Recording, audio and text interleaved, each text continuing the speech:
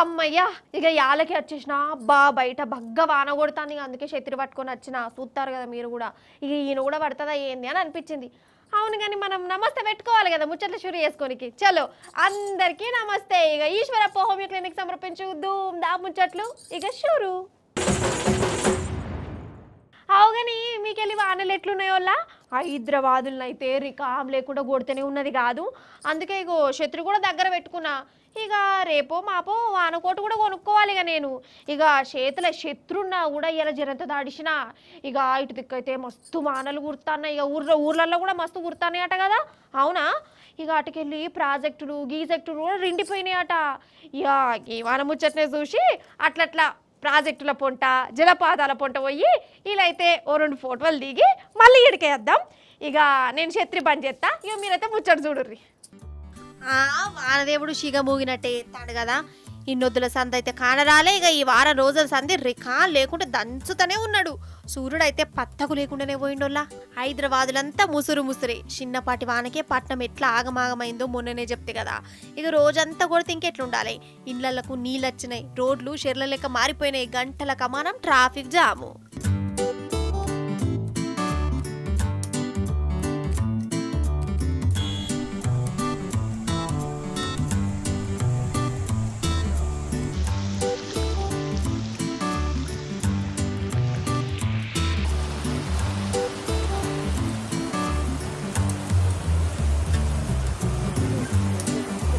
ఇక ఊర్లల్లా దండికి కొడుతాంది వాన ఎటు చూడు నీళ్లే ఈ వానలకు చెర్లు వాగులు వంకలు నీళ్లతోని కలకలలాడుతున్నాయి అటు ప్రాజెక్టులకు మస్తు నీళ్ళు వచ్చినాయి గేట్లు కూడా ఎత్తిర్రు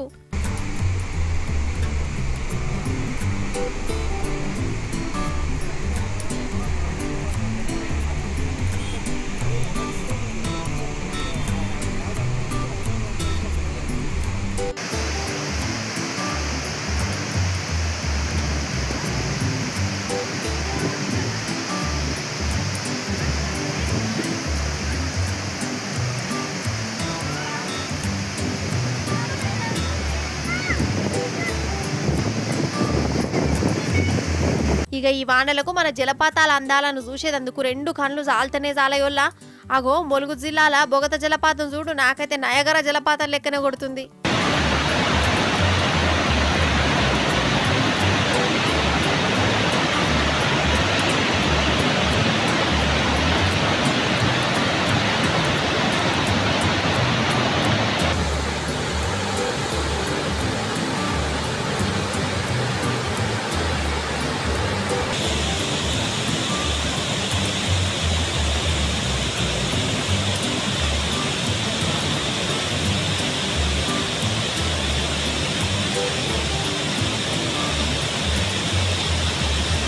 ఎంతసేపు అయినా గట్లనే చూడబుద్ధి అవుతుంది కదా ఇటుకెళ్ళి పోవాలే సెలవు రోజు చూసుకొని ఇక ఇదేమో బయ్యారంలో ఉన్న పాండవుల జలపాతం వల్ల అది చూడవు నీళ్ళు ఇట్లా అత్తా అంటే ఎంత దిలుకుష అవుతారో ఇల్లు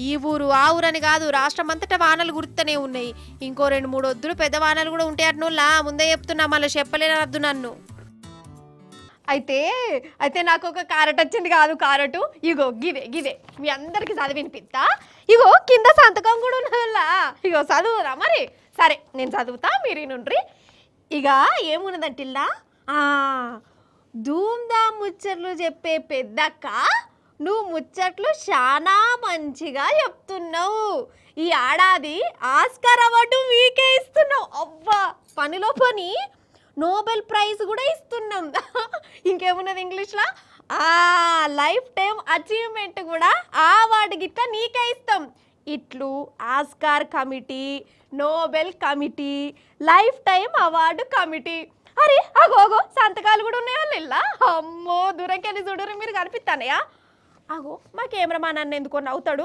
అరే నిజం రేవంత్ సార్కి ఆస్కార్ అవార్డు, నాకు ఆస్కార్ అవార్డు, అందులో ఎంత నిజం ఉన్నదో నాకు నోబెల్ అచ్చుడు కూడా గంతే నిజం.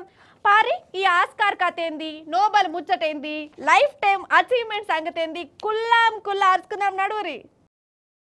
అయితే ఫస్ట్ రేవంత్ సార్ వారు ఢిల్లీలో ఏమన్నాడు ఇనురోళ్ళ అమ్మతోడు చెప్తున్నా, నాకు నవ్వొత్తాంది, నేనే నవ్వాపుకుంటున్నా గానీ. A letter, this is for me lifetime achievement, this is for me Oscar award, this is for me Nobel prize. Shrimati Sonia Gandhi ji मुझे अप्रिशिएट करते हुए एक खत लिखा है। For me lifetime achievement, क्योंकि बहुत सारे काम कर सकता हूं, वेलफेयर कर सकता हूं, डेवलपमेंट कर सकता हूं और दूसरे कुर्सी में बैठ सकता हूं, मगर सोनिया जी अप्रिशिएशन जो लेटर खत लिखा मेरे नाम पे, सोनिया जी खुद दस्तखत कर दे के for me this is lifetime achievement, thank you. ఇన్నరా ఆస్కార్ అవార్డు, నోబెల్ ప్రైజ్ సోనియమ్మ చెప్పింది, దస్తఖత్ కూడా పెట్టింది అని అన్నాడా. ఇప్పుడు ఎమ్మెల్యే వివేకానంద సార్ ఏమంటాడు ఈనాల మీరు. దీంట్లో ఎక్కడ కూడా సోనియా గాంధీ గారు అప్రిషియేట్ చేస్తున్నట్టు కానీ, చాలా బాగా మంచి పని చేస్తారు కానీ ఎక్కడ కూడా లేదు. దానికి పోగా నాకు వేరే కార్యక్రమాలు ఉన్నాయి కాబట్టి ఈ మీటింగ్కి అటెండ్ కాలేకపోతున్నానని చెప్పడం సిగ్గుచేటు. అది చాలా స్పష్టంగా లాస్ట్ లైన్లో రాసినది, I regret that due to prior commitments I will be unable to attend. అంటే నాకు వేరే కార్యక్రమాలు ఆల్రెడీ ఉన్నాయి కాబట్టి నేను మీటింగ్కి రాలేకపోతానని చెప్తామని. ఇంత స్పష్టంగా అవమానకరంగా ఆమె మీటింగ్కి రాకపోగా ఇదే ఉత్తరాన్ని చూపెట్టి ప్రజల్ని మభ్యపెట్టి ప్రజల్ని తప్పుదో పట్టించడానికి ఇన్ని రోజులు ఇంకా దొంగ మాటలు మాట్లాడతారు ముఖ్యమంత్రి రేవంత్ రెడ్డి గారిని ప్రశ్నిస్తా ఉన్నాను. అది సంగతి. ఆ పేపరు మనం కూడా చూద్దాం. ఇంట్లో ఒక్కటంటే ఒక్క జాగలో కూడా రేవంత్ అన్నను మెచ్చుకున్నట్టే లేదు. ఖాళీ నేనుగా మీటింగుకు అత్తలేను, ఎవ్వరు కూడా ఏమనుకోవద్దని రాసి ఉన్నది. ఇక దానికి మన రేవంత్ అని ఎట్లా తిప్పిండోళ్ళు అసలు. ఇక అంత దూరం నుంచి ఆ పేపర్ ఎవ్వరు చదవరని దాన్ని చూయించుకుంటా సోనియమ్మ నన్ను గిట్ల మెచ్చుకున్నది, గట్ల తారీఫ్ చేసింది, ఇక జన్మకి చాలు నాకు ఆస్కార్ అవార్డు వచ్చినట్టే, నోబెల్ బహుమతి కంటే ఎక్కువనే అన్నట్టు చేసిండు. నిజంగా రేవంత్ అన్న చెప్పింది కూడా నిజమే. సార్ వారి పర్ఫార్మెన్స్కు ఆస్కార్ అవార్డు కూడా తక్కువనే, లేనిది ఉన్నట్టు ఉన్నది లేనట్టు అందరు నమ్మేతాటు ఎప్పుడంటే మాటలా మహా నటులకు సాధ్యం కాదు కావచ్చు. సారు మీ నటనకు రాజకీయంలో ఆస్కార్ ఖాయం సారు అని అంటున్నోళ్ళ సోనియమ్మ రాసిన కాగితం గుట్టెరకైన వాళ్ళంతా. ఇప్పుడు మనము కామారెడ్డి జిల్లా లింగంపేటకు పోదాము. ఆడ ఆత్మగౌరవ గర్జన సభ నడిచింది. ఖచ్చితంగా మనం అక్కడ ముచ్చట్లు చెప్పుకోవాలి. అసలు మామూలుగా నడవలే మరి. ఓ దిక్కు జోరు వాన పడుతూనే ఉన్నది. రామన్ననేమో స్పీచ్తోని తుఫాన్ లేపిండు. రేవంత్ సర్కార్ను వానల్లే కడిగి వాడేసిండు. ఇట్లా ఎప్పుడు కాదు కానీ డైరెక్ట్ సూషుడే కావాలి. చలో లింగంపేట. కామారెడ్డి జిల్లా లింగంపేట కేక పెట్టిందోల్లా రామన్న రాకతోని మురిసిపోయిరు. అయితే పోయిన ఏప్రిల్ నెలలో అంబేద్కర్ జయంతి నాడు దళిత నాయకుడు సాయిలన్న మీద పోలీసులు షేప్ ఆటోలు దాడి చేసిరు కదా. దళితులను గిట్ల గోసబుచ్చుకున్నందుకు బీఆర్ఎస్ ఆధ్వర్యంలో ఆత్మగౌరవ సభ నడిచింది. మన రామన్న హాజరై దళితుల ఆత్మగౌరవ సభలో గర్జించిండు. దళితుడు ఇల్లు కట్టుకున్నా, గిరిజనులు ఇల్లు కట్టుకున్నా 6 లక్షల రూపాయలు ఇస్తామన్నారు. మిగతా వాళ్ళకి 5 లక్షలు, దళితులు గిరిజనులు అయితే 6 లక్షలు ఇస్తామన్నారు. 6 పైసలను వచ్చినాయా? ఇంకా నమ్ముదామా?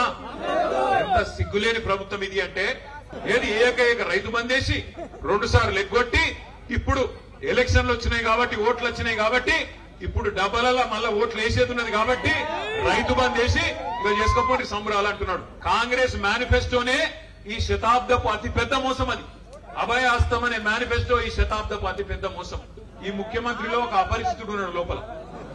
ఒకడు రాము, ఒకడు రెమో. ఆ రెమో ఎట్లుంటది కథ అంటే, రాము అనేటోడేమో అందరికి బోనస్ ఇస్తా అంటాడు, దొడ్డు వడ్లకు ఇస్తా అంటాడు, సన్న వడ్లకు. రెమో అనేటోడు ఏం చెప్తాడు, నేను ఎప్పుడన్నా బోనస్ లేదు మనలేదు అంటాడు. రాము అనేటోడేమో మరి బయటకు వచ్చేమో ఈ ఆంధ్ర కాంట్రాక్టర్లకు, ఈ ఈస్ట్ ఇండియా కంపెనీలకు కాంట్రాక్ట్లు పోతున్నాయి, కేసీఆర్ ఉండగా నేను వచ్చినాక మొత్తం మార్చేస్తా అంటాడు. ఇప్పుడు రెమో అన్నట్టు ఏం చెప్తాడు, మళ్ళా ఆంధ్రోళ్ళని పిలిచి వాళ్ళకి పెద్దపీట వేసి మళ్ళా కాంట్రాక్ట్లు వాళ్ళ చేతుల్లోనే పెడతాడు. కరోనా వచ్చినప్పుడు మొత్తం ప్రపంచం అంతా ఆగమైపోయినప్పుడు, రూపాయి ఆదాయం లేనప్పుడు, కేసీఆర్ ఉన్నప్పుడు రైతు బంధు ఆగిందా? కళ్యాణ లక్ష్మి ఆగిందా? కేసీఆర్ కిట్ ఆగిందా? ముసలోళ్ళ పెన్షన్లు ఆగినాయా? గురుకులాల సన్నబియ్యం పెట్టుడు ఆగిందా? మరి ఏం ఆగలేదు కదా. రూపాయి ఆదాయం లేకపోయినా కేసీఆర్ నడపలేదా? నడిపేటోడికి దమ్ముంటే, నడిపేటోడు మొగోడైతే ఎటువాళ్ళు నడితే ఇట్లే ఉంటుంది మరి. అంతే కదా, బరాబర్ చెప్పిండా లేదా అన్నట్టు. ఏ సాయిలన్నైతే చేయి పాటోలు పోలీసు వాళ్ళు కొట్టిరో అదే అన్నను లింగంపేట నాటి సెంటర్లా రామన్న సన్మానం చేసిండు. అలై బలై తీసుకున్నాడు. వాళ్ళ ఇంటికి పోయి అన్న కుటుంబంతో కలిసి బంతి భోజనం చేసిండు.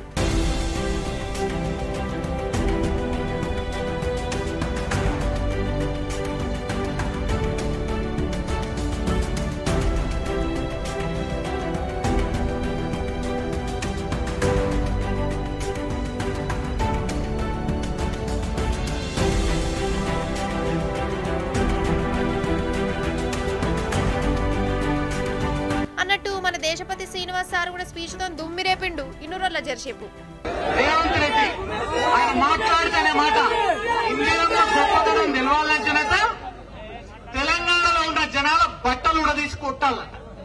దళితులకు రావాల్సిన ప్రయోజనాలన్నీ మంట కలిసిపోతున్నాయి. ఇది ఏందని అడిగితే వెటకారపు దాడి. రేవంత్ రెడ్డి మాట్లాడితే నిలువెల్ల అహంకారం, మాట నిండా వెటకారం, భాషంత వికారం, తెలంగాణకు తీరని అపకారం. కానీ రామన్నకు లింగంపేటలో ఏమన్నా స్వాగతాలు చెప్పిరారులా? అన్న మాట్లాడుతున్నంతసేపు జేజేలు కొట్టిరు. మానవడ్డా గాని సభలకెళ్ళి కదల్లే పురాగా దడిచిపోయినా గాని ఆత్మగౌరవ సభల స్పీచ్ తోని ధూమ్ ధామ్ చేసిండు రామన్న. కాదు, గాలిలెగిరే కార్లు అత్తాని అట కదా, అమెరికాలో తయారు చేసిరు. ఇంకా కొన్నొద్దులైతే తిరుగుతాయి అట్నోళ్ళ. ఇక ఎలన్ మస్క్ ఏమో డ్రైవర్ లేని కార్లు పట్టుకత్తాండు. కానీ వీళ్ళకంటే ముందుగానే మన హైదరాబాద్కు ఇంటి మీదకి ఎక్కే కారు వచ్చింది కాదు. అరే అవంటే ఒక కారు డైరెక్ట్ ఇంటి మీదకే ఎక్కింది. కొంపదీసి ఆ కారు నడిపింది మా బాలయ్య బాబా, రజనీకాంత, లేకుంటే జేమ్స్ బాండా. ఇక గిట్లనే అనుమానం కొడుతుంది కావచ్చు. ఎందుకంటే సినిమాలలో వాళ్ళే కదా చిత్రంగా కార్లు నడిపేది. ఇంతకు ఆ ఇల్లెక్కిన కారు కాడికే మనం పోదాం రాని, మరిగా ముచ్చటరుచుకుందాం. చూస్తురా, బొమ్మ కారో లేకుంటే సిమెంట్ తో చేసిన గోడ కారో అనుకోగల్లా ఒరిజినల్ కారే. రోడ్డు మీద పోయే కారే ఇది. కానీ ఇంట్లో మీదకి వెళ్ళిపోతుంది. ఈ విచిత్రంగా అనిపిస్తుంది కదా. ఈ వింత కారు ఏ ఫారిన్ దేశంలోనూ లేదు. మన హైదరాబాద్ కార్నేనోళ్ళ దుండిగల కాడియోగి కారు ఇల్లెక్కింది.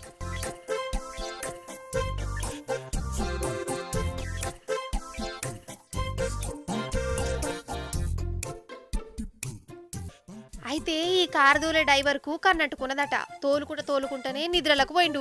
గుర్రు కొట్టుకుంటా కాలళ్లకు ఏదంతా వీటిని దొక్కుంటా పోయిండట. గేర్ లేవో, బ్రేక్ లేవో, ఎస్కలేటర్ లేవో, అసలు డ్రైవర్ సాబు ఖయాలనే లేడు. ఇక డ్రైవర్ గారు ఇక నడుపుడుకు కారు డైరెక్ట్ ఇల్లెక్కి కూర్చున్నది. ఇల్లు గల్లులకు గజ్జుమన్నది. అసలే వానకాలం, పిడుగు పడ్డదా బాంబులు పడ్డా అని భయపడ్డారు. బయటకు వచ్చి చూసే వరకు యోగి కారు గిట్ల కనబడ్డది. అటెనక పోలీసులు వాళ్ళు వీళ్ళు వచ్చి క్రేన్ తోని ఈ కార్ని గిట్ల కిందికి దింపిరు.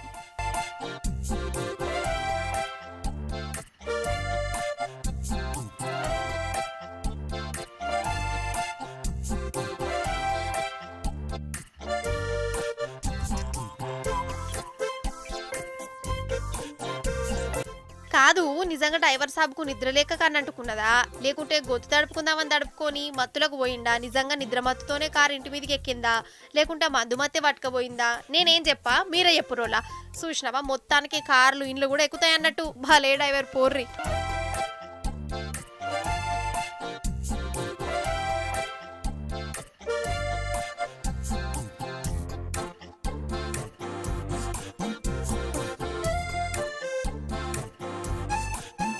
ఏ మాట కామాటేనోలా, కోపం వచ్చినా సంతోషం వచ్చినా, నిరసనలైనా సంబరాలైనా మన తెలంగాణోళ్ళ తరికనే అలాగ ఉంటుంది కదా. ఎందుకో చెప్తా కానీ, ఇక వానకాలం కదా, చాలా మంది ఆగుల పొంట, ఒర్రెల పొంట, షెర్ల పొంట చేపలు పట్టేందుకు పోతూనే ఉన్నారు. ఇక ఇప్పుడైతేనే చేపలు మస్తు ఆసానుగా దొరుకుతాయి. మరి ఇక చిన్న ఉన్నప్పుడు నేను కూడా మా అన్నలతో కలిసి చేపలకు గాలం వేసేందుకు పోయేదాన్ని. సరే, ఇక నా చిన్నప్పుడు ముచ్చట్లు పక్కకు పెడతాం కానీ, ఖమ్మం జిల్లాలలో అక్కడి జనాలు చేపలు పట్టే తరిక చూస్తే మీకు కాదు, రేవంత్ సార్కే చక్కెర వచ్చినట్టు అవుతుంది కావచ్చు. సారు కోసమే స్పెషల్గా చేపలు పడుతురు. అది కూడా ఉత్త పచ్చికి కాదు, జరంతా ఎరైటీగా పడుతురు పారి మరి ఏ పాటి చేపలు దొరికినాయి రేవంత్ సార్కు ఎన్ని కిలోల చేపలు పంపుతారు గవన్ నడుచుకున్నదాం రాండ్రి అగోగోగో వీళ్ళని చూడురి చేపలు పడుతురు గాలం మంచిగానే పట్టిరు కదా ఇంతకు ఇది ఏ చెరువు కావచ్చు లేకుంటే బాగా నాదా అని ఆలోచనలు పడేరు బాగు కాదు చెరువు కాదు రోడ్డే అరే అవంటే కానీ ఆ రోడ్డు చెరువు లెక్క మారిపోయింది అందుకే రోడ్డు మీదనే చేపలు పడతారు అసలు రోడ్డు మీద చేపలు పట్టుడు అనేది లోకంలో ఏడు ఉండనే ఉండదు కానీ మన సర్కారు వారి పుణ్యాన ఆ పుణ్యకార్యం కూడా అయింది రోడ్డు మీద కూడా చేపలు పట్టేటట్టు చేసిందంటే ఇది సర్కారు నువ్వు మెచ్చుకోవాల్సిందే కదా మరి చేపలే కాదు నాట్లు కూడా వేసుకునేటట్టు చేసిందో లాక్క తక్కువ పడెత్తు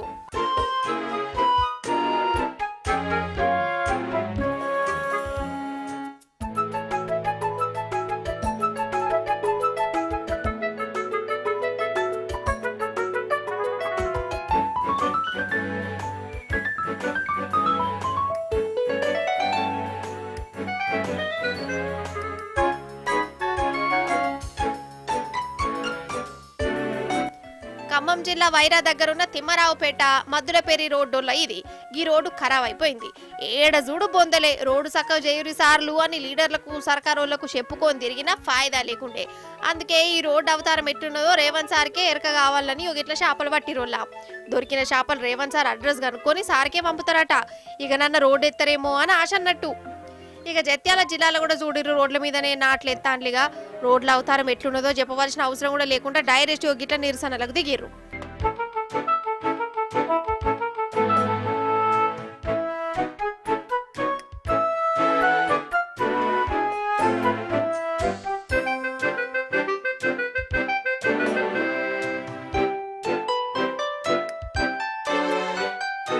రోడ్లు కూడా చక్కగా చేయకుంటే ఎట్లా అసలు ఈ చెయ్యి పాటు వచ్చిన కాంచెల్లి ఒక్క ఇటుకనన్ను వేసిందా సిమెంట్ అన్న పోసిందా ఉన్నాయి నాశనం చేసుడు తప్ప ఇంకెప్పుడు పాలన మీద పడుతుంది కావచ్చు గిటనే గరమైతురు ఈ ఖరాబైన రోడ్లతో దావకంట పడ్డ జనాలు ఇక్కడ వాన ముచ్చట్లు ఇంతకుముందే చెప్పుకున్నాం కదా ఇక మీది బాజుకైతే ఫుల్ వరదలట కాదు అయితే అనగనగనగనగా ఒక ఊరోళ్ళ ఈ వరదలకు ఊరి వంతెన దిగిపోయింది అప్పుడే పిల్లలు బడి నుంచి వస్తాండ్లు బడి నుంచి ఇంటికి పోవాలంటే ఆ వంతెన దాటాలి కానీ అదేమో మాయమైపోయింది ఇటోళ్ళు ఇటు అయిపోయారు అటోళ్ళు అటు అయిపోయారు మరి వాళ్ళ ఇంటికి ఎట్లా పోయిరో ఎరికేనా చూస్తే మీరు పరేషాన్ అవుతారు మనసుకు దిల్ ఖుష్ అనిపిస్తుంది చూడరు మరి దబ్బున దిల్ ఖుష్ చేసుకోరే బాహుబలి సినిమాల ఈ సీన్ యాదికుండే ఉంటది మీకు అనుష్కమ్మకు నీళ్లు దాటి పడవల కూసురుడు కష్టమైతే ప్రభాస్ అన్న గిట్ల చేతుల్లో ఆడతాడు అనుష్కమ్మనేమో ప్రభాస్ అన్నను దొక్కుకుంటాడు దాడుతుంది ఇప్పుడు ఒరిజినల్ సీన్ చూడురిగా నేనేం మాట్లాడగాని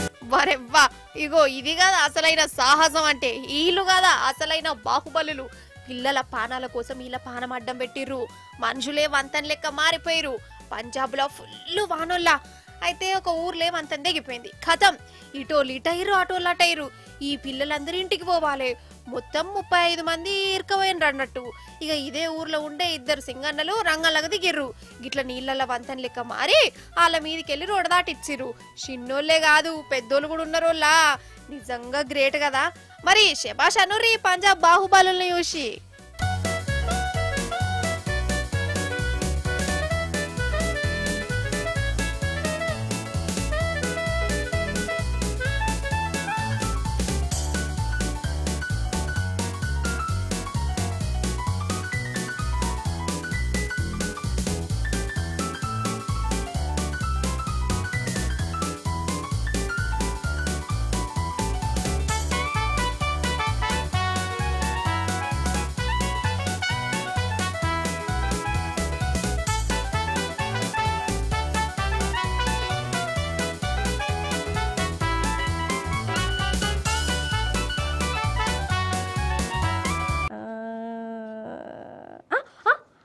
కెమెరా పెట్టినవా అని అన్న అయ్యో నేనేమో ఫోన్లలో పడిపోయి మరిచిపోయినా సారీ ఏమనుకోకరి ఈ ఫోన్తోని గోస్ అంటే గోసనే పో, టైం ఖరాబు, దిమాగ్ ఖరాబు, అసలు ఏమవుతుందో ఏం అర్థమే కాదు.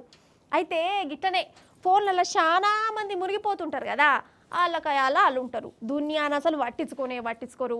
ముంగట కొంపలు మునిగినా వాళ్ళకి గనబడది ఈనబడది. యోగి పెద్దన పరిస్థితి కూడా గట్లనైంది. ఫోన్లో మునిగిపోయి ఆఖరికి ఏమైందో చూడరు మీర దబ్బున. అయితే గీ రైల్ స్టేషన్ల బండి సాగింది కదా, ఈడ మిద్ద మీద కూర్చొని ఉన్నాడు చూడు తాత, ఈయన ఫోన్ చూసుకుంటుండు. బండి కదిలేదందుకు ఇంకా టైం ఉన్నది కదా అని ఆడ కూర్చొని ఫోన్ చూసుకుంటుండోలా. మీరు మాత్రం ఆయన్నే చూడుర్రి, సినిమా అంత సమజ్ అవుతుంది.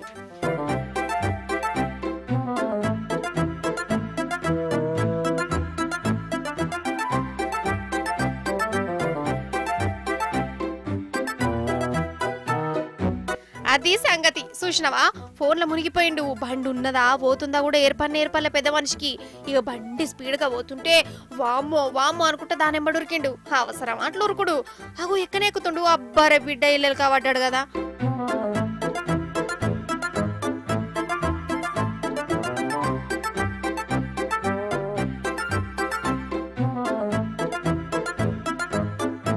అసలు ఎవడు ఫోన్ చూడమన్నాడు? ఆయన ఫోన్ తెరితే అండ్లనే ఉంటారా? అసలు వేరే ఖయాలనే ఉండరా?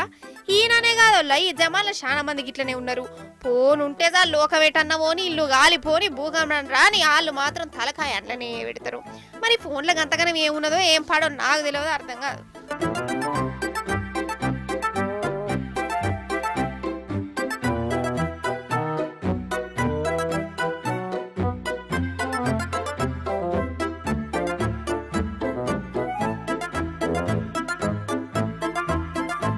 ఈశ్వరప్ప హోమియో క్లినిక్ సమర్పించు ధూమ్ దా ముచ్చట. ఎగ్గివ్వులా గ్యాల్టీ ధూమ్ దా ముచ్చట్లు మంచిగా కదా, మస్తు అనిపించిన కదా. మళ్ళీ వచ్చినప్పుడు ఇంక మస్తు ముచ్చట పట్టుకొస్తా. అప్పటిదాకా ఏం చేస్తారు మరి? చూస్తూనే ఉండాలి T News. Tata bye bye నమస్తే. ఇక నేను పోయేత్తా.